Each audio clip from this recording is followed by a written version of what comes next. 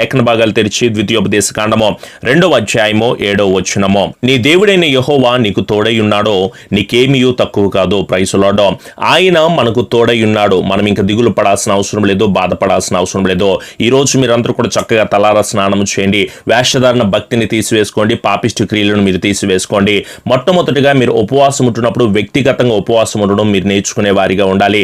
కుటుంబం కోసం ఎంతగానో ప్రార్థన చేస్తున్నావు. ఎందుకంటే కుటుంబంలో వ్యాధులు ఉన్నాయి, రోగాలు ఉన్నాయి, అనారోగ్యాలతో ఉంటున్నాయి, అప్పు సమస్యలు ఉన్నాయి, లేకపోతే నువ్వు చేస్తున్న జాబ్లో ప్రాబ్లమ్స్తో ఉంటున్నావు, కష్టాలు ఉన్నాయి, కన్నీళ్ళు ఉన్నాయి, ఎన్నో హవైహాలన జీవితాల్లో, ఇంకా చెప్పాలి అంటే నిందలతో వెళ్తున్న నీ బ్రతుకును బట్టి ఉపవాసం ఉండి ప్రార్థన చేస్తున్నాను అని చెప్పుకుంటున్నావు. చాలా సంతోషము. అయితే వ్యక్తిగతంగా ఉపవాసం ఉండడం నేర్చుకో.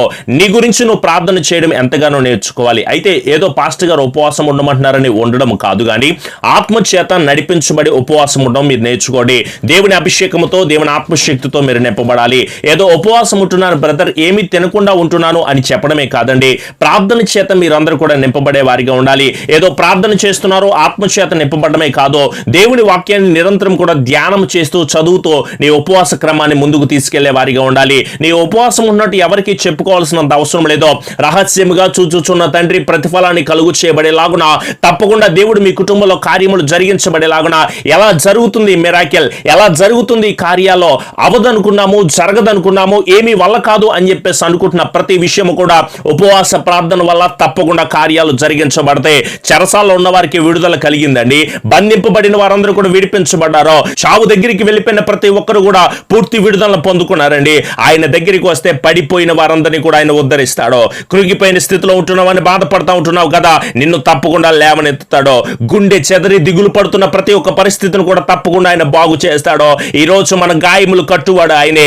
నేల మీద నుంచి కూడా దరిద్రులను లేవనెత్తువాడు ఆయనే. ఎలాంటి దీన స్థితిలో ఉన్నా, ఎలాంటి దారుణమైన పరిస్థితిలో ఉన్నా, ఎలాంటి వేదనకరమైన పరిస్థితుల్లో ఉన్నామని చెప్పేసి దిగులు పడుతున్న ప్రతి ఒక్క బంధకాల నుంచి కూడా యేసు నామములో దేవుడు తప్పకుండా విడుదల కలుగు చేస్తాడమ్మా. మీరేమి దిగులు పడదు, మీరేమి బాధపడవలసిన అవసరం లేదు.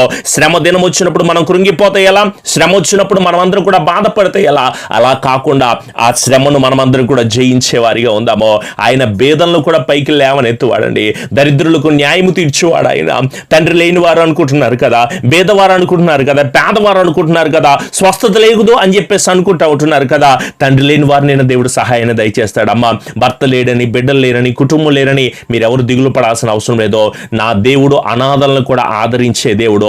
ఏకాంగులుగా ఉంటున్నారు బ్రదర్, నాకు బిడ్డలు లేరండి, లేకపోతే నాకు పెళ్లి కాలేదు అని చెప్తున్న వాళ్ళు ఎంతో మంది ఉంటున్నారు.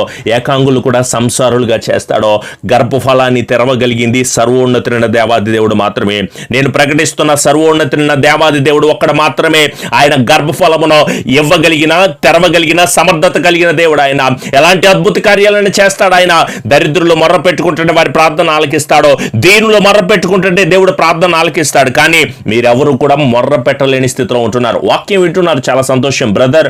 వాక్యం ఆధ్యాత్మికంగా బలపడుతున్నామని చెప్పుకుంటున్నారు, కానీ నేను పరిశుద్ధాత్మ ద్వారా చెప్పగలను, నీ పాపిష్టి జీవితాన్ని నువ్వు వదిలిపెట్టలా, నీకున్న అంధకారమైన శక్తులను వదిలిపెట్టలా, చెడు క్రియలను వదిలిపెట్టలా, అదే పాపపు తలంపులు వదిలిపెట్టలా. నీ హృదయం పాపిష్టి తలంపుతో నిండిపోయింది. ఎన్నిసార్లు గద్దించినా, ఎన్ని వాక్యాలు చూపిస్తున్నా, ఎన్ని రకాలుగా ఉండాలి అని తెలియచేస్తా ఉంటున్నా సరే అదే పాపిష్టి బ్రతుకో బ్రదర్. ఇలా ఉండకపోతే బాగోదు, ఇలా జీవించకపోతే బాగోదు, ఇలా వెళ్ళకపోతే బాగోదు అంటే అలా వెళితే నరకానికి వెళ్తావు అని తెలియచేస్తా ఉన్నప్పుడు అలా వెళ్ళడమే బాగుందా నీకు? బంధువులు ఏమన్నా తోడై ఉంటారు అనుకుంటున్నావా? ఎవరైనా హాస్పిటల్లో ఉంటే బంధువుల విషయం ఏంటో అర్థమవుతుంది. నేను నిజంగా చెప్పగలను, నా బంధువులు మీరే, నా కుటుంబం మీరే అని చెప్పడానికి నేను ఎంతగానో ఆనందపడతా ఉంటానో. బంధువులు సహాయాన్ని అందించవచ్చు, అందించకపోవచ్చు, కానీ సర్వోన్నతుడైన దేవుడే నడిపిస్తూ ఉంటున్నాడు. స్నేహితులకి ఏదైనా అవసరం వచ్చింది అనుకోండి, కనీసం నీ ఫోన్ కూడా లిఫ్ట్ చేసే వారిగా వాళ్ళు ఉంటారు, ఉండకపోవచ్చు. అయితే వీళ్ళందరినీ బట్టి నువ్వు ఆలోచించవలసిన అవసరం లేదు. నువ్వు ఎలాంటి స్థితిలో ఉన్నా, ఎలాంటి పరిస్థితిలో ఉన్నా సరే నా యేసయ్యను నమ్ముకుంటే నీ స్థితిని మారుతుంది, నీ పరిస్థితిని మారుతుంది. నీవు ఇప్పుడు ఎదుర్కొంటున్న ప్రతి ఇబ్బందికరమైన పరిస్థితిలో ఆయన దగ్గరికి నువ్వు చేరితే తప్పకుండా గొప్ప జయాన్ని పొందుకుంటావు. విదేశాల్లో ఉన్నాను బ్రదర్, ఎక్కడో నేను దూరంగా ఉంటున్నాను, నా అక్కమ్మ గురించి, పాస్పోర్ట్ గురించి, బుకాతా గురించి ప్రార్థన చేయండి అని తెలియజేస్తూ ఉంటున్నారు. అమ్మా, మీరేమి దిగులు పడవలసిన అవసరం లేదు. మీకేది తక్కువ రాదో. మీరు ఎక్కడికి వెళ్తున్నా, ఏ ప్రాంతానికి వెళ్తున్నా, ఏ ప్రదేశంలో ఉంటున్నా, ఏ ఇంటిలో నువ్వు పనిచేస్తూ ఉంటున్నా సరే, ఎక్కడ ఏ ఫ్యాక్టరీలో ఏ స్థితిలో నువ్వు పనిచేస్తూ ఉంటున్నా సరే, నీకేది కూడా తక్కువ రాకుండా నీతో ఎల్లప్పుడు కూడా తోడై ఉండే సర్వోన్నతుడైన దేవుడు నేను ప్రకటిస్తున్న నజరేయుడైన యేసు ప్రభుల వారు. యేసు ప్రభుల వారి పెళ్లికి వెళ్తే నీటిని ద్రాక్షరసంగా మార్చాడు ఆయన. ఆయన ప్రాంతంలో ట్రావెల్ చేసుకుంటూ వెళ్తుంటే పుట్టుగుడ్డి వారు చూసేదట్లో, చెవిటి వారు వినేదట్లో, మోగవారు మాట్లాడేటట్లు చేశాడు ఆయన. పక్షవాయువు కలిగిన వాళ్ళు కానీ, ఓత్సకాల చేతులు కలిగిన వాళ్ళు కానీ, నడు వంగిపోయిన వారిని కానీ దేవుడు స్వస్థపరిచాడండి. ఎంత మంది చేత అద్భుత కార్యాలు జరిగించలేదు ఆయన. గాలి, సముద్రమే వెంటనే ఆయన మాట విన్నది. ఈరోజు మనము ఆయన ప్రకారంగా జీవిస్తే, ఆయన యొద్దకు మనం వెళ్తే తప్పకుండా దేవుని కృపను పొందుకునే వారిగా ఉంటాం. మీరందరూ ఆయన్ని విశ్వసించండి, పరిపూర్ణమైన నమ్మికను కలిగి ఉండండి. మీ జీవితాన్ని ఆయన కొరకు మీరు పూర్తిగా సమర్పించుకునే వారిగా ఉండండి. బ్రతుకు మారట్లేదు బ్రదర్ అంటే ఎందుకు మారిద్ది? ఆయన దగ్గరికి వచ్చావు కానీ నీవు పూర్తిగా ఆయనకి సమర్పించుకోలేని బ్రతుకు ఎందుకు మారుతుంది? ఏం ఉపయోగం ఉంది చెప్పండి? ఆయన పాదాల చెంత చేరదాం, వాక్య ప్రకారంగా నడుచుకుందాం. వేరొక ఆలోచన లేదు, వేరొక తలంపు లేదు, వేరొక విధానం లేదు. మన బ్రతుకంతా కూడా అంధకారమయమైపోయింది. ఏం చేస్తున్నాం అర్థం కాని స్థితిలో ఉంటున్నాం. వెలుగైన క్రీస్తులోకి మీరు రండి. కన్నీరు బ్రతుకులు నువ్వంతా జీవిస్తూ ఉంటున్నావో ఏం చేయాలి అర్థం కావట్లేదు. అందం పోయింది, ఆనందం పోయింది, ఏం చేయాలి అర్థం కాని స్థితిలో ఉంటుంటే మూసుకుపోయిన ద్వారాలు కూడా దేవుడు తెరుస్తాడు. యేసు నామములో నీకున్న కోర్టు సమస్య, నీకున్న శరీర బలహీనత, నీకున్న వ్యాధుల సమస్యలో, రోగ సమస్యలన్నీ కూడా యేసు నామములో దేవుడు పూర్తి విడుదల కలుగు చేస్తాడో నేను చెప్పగలను. మీరందరూ చేస్తున్న ప్రార్థన వల్ల రాబోతున్న 1 or 2 days లోనే డాక్టర్ గారు ఇంకో 10 రోజులు చెప్పారు నువ్వు ఉండాలి ఉండాలి ఉండాలి అని చెప్తా ఉండంటే యేసు నామములో మనం డిక్లేర్ చేయగలం. ఏంటో తెలుసా? అమ్మగారు తప్పకుండా 1 or 2 days లోనే మన మధ్యలో రికవరీగా ఉండి మంచి సాక్ష్యాన్ని తెలియచేసే గొప్ప కృపను దేవుడు దయచేయబడును గాక. విశ్వాసముతో ఉందాం, నమ్మికతో ఉందాం, కృతమైన నిశ్చయాన్ని కలిగి ఉందాం. మీరందరూ ప్రార్థన చేస్తున్నారు, సంతోషం. ఈ రోజు మనం చేస్తున్న ఉపవాస ప్రార్థన దీవెనకరముగా, మహిమకరముగా, ఆశీర్వాదకరంగా నడిపించబడేలాగున ప్రార్థన చేద్దాం. మీకున్న కష్టాలు కానీ, సమస్యలు కానీ, వ్యాధులు కానీ, బాధలు కానీ, కుటుంబ సమస్యలు కానీ, ఎన్నో రకాలైన బాధల చేత మీరందరూ బాధపడుతున్న సమయంలో కూడా మనం ఎవ్వరూ కూడా బాధపడవలసిన అవసరం లేదు. ఆయనే చెప్పిన మాటను మనం అందరూ మర్చిపోతే ఎట్లా? ఏదో బాధ వచ్చిందని మర్చిపోతే ఎట్లా అండి? మనము ప్రయాసపడి భారం మోస్తున్న సమస్తమైన జనులారా మీరు నా యొద్దకు రండి, నేను మీకు విశ్రాంతిని కలుగు చేస్తానన్నాడు. నేను సాత్వికును, దీన మనసును కలిగిన వాడిని కనుక నా కాడి సులువుగాను, నా భారము తేలిగ్గాను ఉంటుందని తెలియచేస్తా ఉంటున్నప్పుడు మనము ఆయన దగ్గరికి వెళ్దాం, ఆయన పాదాల చెంత చేరదాము. ఆయన దగ్గర ఉండి మోకరించి ప్రార్థన చేస్తా ఉంటే ఉదయకాల సమయం ముందు 7 గంటలకు లైవ్ కార్యక్రమం వస్తుంది. అలాగే రాత్రికాల సమయం ముందు 9 గంటలకు కుటుంబ ప్రార్థన వస్తుంది. మీరందరూ కూడా ఏకీభవించండి, ఏక మనసును కలిగి ఉండండి. ఏ రోజు ఏ క్షణము దేవుని రాకడ వస్తుందో తెలియని పరిస్థితిలో ఉంటున్నప్పుడు విశ్వాసముతో, నమ్మికతో, కృత నిశ్చయాన్ని కలిగి ముందుకు సాగిపోయే వారిగా ఉందాం. రండి, అందరం కలిసి ప్రార్థన చేసుకునే వారిగా ఉందాము. పరిశుద్ధత కలిగిన దేవా, మీకు స్తుతులు స్తోత్రాలు చెల్లిస్తున్నాము తండ్రి. నీ రెక్కల చాటున మమ్మల్ని అందరినీ ఇప్పటి వరకు కాపాడి, సంరక్షించి, బలపరిచి, స్థిరపరిచి, కృపణించినందుకు మీకు వందనాలు ప్రభువా.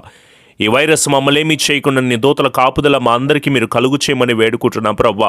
ప్రతి పరిస్థితిని మార్చగలిగింది మీరే, ప్రతి ఇబ్బంది నుంచి విడుదల కలుగు చేయగలిగింది మీరే ప్రభువా. ఆర్థిక ఇబ్బందులతో మేము అందరం బాధపడుతున్నాం, శరీర రుగ్మతలతో బాధపడుతున్నాము. కొన్ని భయానకమైన పరిస్థితులు మమ్మల్ని ఏం చేయాలో అర్థం కాక అగమ్య గోచరమైన పరిస్థితుల్లో ఉండగా దేవా నీకే మొరపెట్టుకుంటున్నాము తండ్రి. నీవే మాకు ఆధారము దేవా, నీవే మా కేడము తండ్రి. మా అతిశయాస్పదము మీరే ప్రభువా. మీకే మొర్ర పెడుతూ ఉండగా మేమందరం కలిసి కన్నీటితో ప్రార్థన చేస్తూ ఉండగా మా మరణం ఆలకించండి తండ్రి. ప్రతిఫలాన్ని మాకు కలుగు చేయండి ప్రభువా. అనేక మంది ఇబ్బందులు పడుతున్న ప్రతి ఇబ్బంది నుంచి విడుదల కలుగు చేసి మా దేవుడు నీవే అని మిమ్మల్ని ఆరాధన చేస్తూ ఉండగా మా అందరికీ స్వస్థత, విడుదల, నెమ్మది, సమాధానమును ఆశీర్వాదకరంగా మమ్మల్ని అందరినీ కూడా నింపమని వేడుకుంటున్నాము ప్రభువా. బిడ్డలందరూ ఈరోజు చేస్తున్న ప్రతి పనిలో ఏ వైరస్ బిడ్డలను తాకనీయకుండా నీ కృపచేత నింపమని, స్థిరపరచమని, బలపరచమని, ఎవరైతే జ్వరాలతో వారి సిమ్టమ్స్తో బాధపడుతూ ఉంటున్నారో వాటన్నిటి నుంచి విడుదల కలుగు చేసి నీ కృపతో, నీ క్షేమంతో మమ్మల్ని అందరికీ కూడా నింపి బలమును దయచేసి ఆశీర్వదించమని మా ప్రియ రక్షకుడైన యేసు నామములో అడుగుచున్నాము తండ్రి, ఆమెన్. మన తండ్రి అయిన దీవెన, కుమారునికి కృప, పరిశుద్ధాత్మ నీకు అన్యోన్య సహవాసపు సన్నిధి ఎల్లకాలము దేవుని ఆత్మ మనకును సకల పరిశుద్ధులకు తోడయుండి దేవుని కృపతో నింపబడుతున్న ప్రతి ఒక్కరి మీద కూడా నీ రక్త ప్రోక్షణను అనుగ్రహించి నీ దూతల కాపుదల ఉంచి ఎలాంటి ఇబ్బందులు ఎదుర్కోకుండా నీ కృపాని ఆశీర్వాదం నింపి నడిపించి బలాభివృద్ధిని దయచేయబడును గాక. ఆమెన్. యేసు రక్తమే జయం, సెలవు రక్తమే జయం. ప్రభు యేసు నామములో సంపూర్ణ జయము, అపవాద క్రియలకు అనంత నాశనమును కలుగును గాక. ఆమెన్. మీ అందరికీ కూడా ప్రత్యేకమైన వందనాలు. డిస్ప్లే మీద కనిపిస్తున్న ఫోన్ నెంబర్కి మీరు ఫోన్ చేయండి. అలాగే మీ ప్రార్థన అవసరతలు, మీ కుటుంబ వివరాలను వాట్సాప్ లేకపోతే ఐఎంఓలో మాకు తెలియచేయండి. దేవుడు మిమ్మలను, మీ కుటుంబాలు దీవించి ఆశీర్వదించును గాక. ప్రతిరోజు ఉదయకాల సమయమందు, రాత్రికాల సమయమందు లైవ్ కార్యక్రమం వస్తుంది, తప్పకుండా వీక్షించండి. ప్రభు మిమ్మల్ని అందరినీ దీవించి కృపలతో నింపి ఆశీర్వదించబడును గాక. ఆమెన్. Praise the lord.